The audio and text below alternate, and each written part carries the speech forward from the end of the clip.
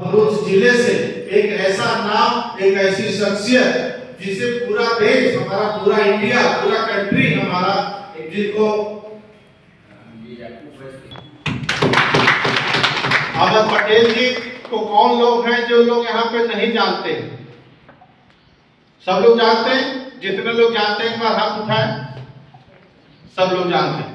अहमद पटेल जी कांग्रेस के कितने बड़े नेता थे, पूरे देश में उनका नाम था।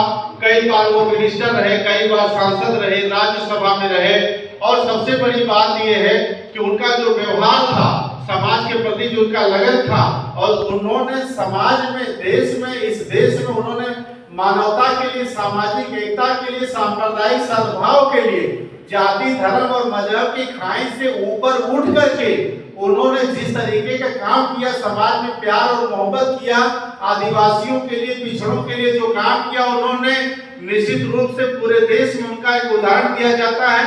और केवल पिछड़ों, आदिवासियों के लिए काम नहीं किया, उन्होंने विकास का भी काम, इतना बड़ा बड़ा काम किया कि उनके जाने के बाद भी उनके काम की चर्चा पूरे देश में होती है, लोग उनका उदाहरण देते हैं। और जो उनके विपक्षी पार्टी के लोग हैं, जो दूसरी पार्टी के लोग हैं, वो भी उनकी तारीफ करते हैं। आज के समय में, आज के वातावरण में बहुत कम ऐसा मिलता है कि एक पार्टी का नेता किसी दूसरे पार्टी के नेता की तारीफ करता हो, ऐसा बहुत कम सुनने को और देखने को मिलता है। लेकिन अहमद पटेल जी एक ऐसी शख्सियत थे जिनकी सभी पार्टियों के लिए, सभी विचारधारा के लोग उनकी तारीफ करते थे, क्योंकि उन्होंने केवल विकास और सेवा को अपना मंत्र बनाया था, उसकी इबादत किया, उसकी साधना किया उन्होंने, और जिसकी वजह से आज पूरा देश उनको याद करता है।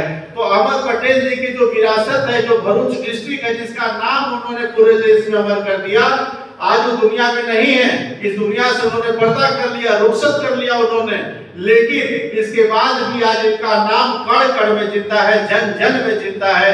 और आज अगर हम देखें तो आज उन्हीं की वजह से हम यहाँ पर आ पाए हैं। मुख्य कारण अगर देखें, आधार देखें, तो अहमद पटेल जी का नाम ही था जो भरूच तक हम लेकर के आया है।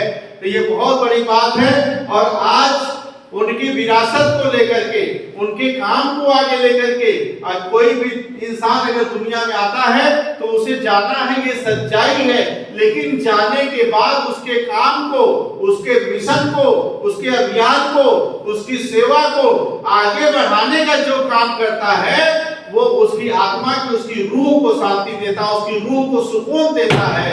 और ऐसा ही काम कर रहे हैं हम लोगों के बीच में। उनके जो बेटे हैं फैसल अहमद पटेल जी, उनके पुत्र, इकलौते पुत्र हैं अहमद पटेल जी के, एकमात्र बेटे हैं। और जो कि पर्दे के पीछे से अपने वालिद के साथ, अपने अबू के साथ, अपने फादर के साथ, अपने पिता के साथ कदम से कदम मिला करके उन्होंने समाज की सेवा किया। आज के दौर में कोई भी नेता अपने दौर में अपने बच्चों को, अपने परिवार को ही आगे बढ़ाता है, और वो सोचता है कि हमारा ही बेटा, हमारी ही बहू, हमारी ही बेटी, हमारी ही पत्नी समाज में आगे बढ़े, आम लोगों को, कार्यकर्ताओं को मौका नहीं मिलता। इसी सोच से उन्होंने अपने बच्चों को आगे नहीं किया समाज में, और समाज के सभी लोगों को अपना बेटा और अपना बेटी समझा, सभी कार्यकर्ताओं को अपना समझा, नेता समझा, सबको आगे बढ़ाने का काम किया। लेकिन उनके जो बेटे हैं फैसल अहमद पटेल जी, पर्दे के पीछे कदम से कदम मिला करके उन्होंने अपने वालिद के साथ, अपने फादर के साथ समाज सेवा 15 सालों से किया।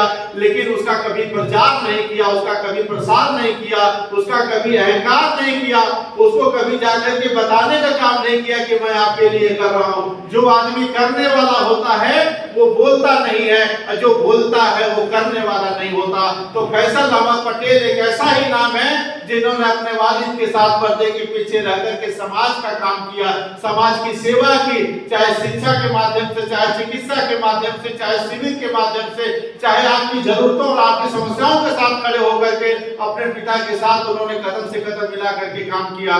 लेकिन जब अगर वो दुनिया में नहीं है तो उनकी एक नैतिक जिम्मेदारी बनती है कि उनकी विरासत को आगे बढ़ाना चाहिए। बढ़ाना चाहिए कि नहीं बढ़ाना चाहिए?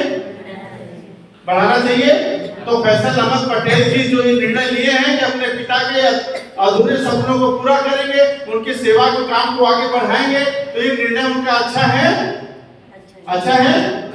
तो उस विरासत को आगे बढ़ाने के लिए उन्होंने हम लोगों को आपसे मिलवाने का काम किया, ताकि उन बातों को, उन सपनों को, उनके सेवा के कार्य को हम आपको बता करके और आपके अंदर एक नई ऊर्जा भर करके उस अभियान को लेकर के आगे बढ़े। और आज फैसल अहमद पटेल जी आज यहाँ पर अभी नहीं है, लेकिन आपसे मिलने के लिए वो आएंगे। हो सकता है आज ही आ जाए या फिर आगे किसी कार्यक्रम में आएंगे और आपसे मिल करके वो चाहते हैं कि जो ये विरासत है, जो भरूच का विकास है, इस लोकसभा क्षेत्र का जो विकास है, जो आपकी समस्याएं हैं जिनका समाधान अभी तक नहीं हो पाया है, उसकी समाधान करें और आपकी आवाज देश की संसद तक पहुंचाएं। तो आप भी फैसल अहमद पटेल जी को देश की संसद तक पहुंचाने का काम करें, ताकि आपकी समस्याएं और आपकी आवाज वहां तक पहुंचे और बुलंद हो। और ये आवाज कैसे पहुंचेगी, कैसे इसको पहुंचाया जाएगा, इसको पहुंचाने के लिए हमें काम करना पड़ेगा। केवल अच्छी अच्छी बातों को करने से नहीं, प्यारी प्यारी बातों करने से नहीं, मीठी मीठी बातें करने से ये समस्या नहीं वहां तक पहुंचेगी आपकी। इसके लिए हमें ट्रेनिंग की आवश्यकता पड़ेगी, इसके लिए हमको प्रशिक्षण की आवश्यकता पड़ेगी और इसके लिए हमें कैसे काम करना है, उन तरीकों को जानना पड़ेगा, सीखना पड़ेगा और समय के साथ कदम से कदम मिला करके चलना पड़ेगा। तो इसके लिए आज हम सब लोग आए हैं। जितने लोगों का हमने, जो हमारे ट्रेनिंग पैनल से जितने भी हमारे साथी आए हैं, सब लोग अपनी अपनी बातों से, अपने प्रशिक्षण के माध्यम से आपको बताएंगे कि हमें आगे कैसे काम करना है और इसके लिए आपको भी तैयार रहना होगा। हम 2 कदम आपके साथ चलने के लिए तैयार हैं, आप 1 कदम हमारे साथ बढ़ाइए। निश्चित रूप से यहाँ पर इतिहास बनेगा और आपकी आवाज संसद तक पहुंचेगी।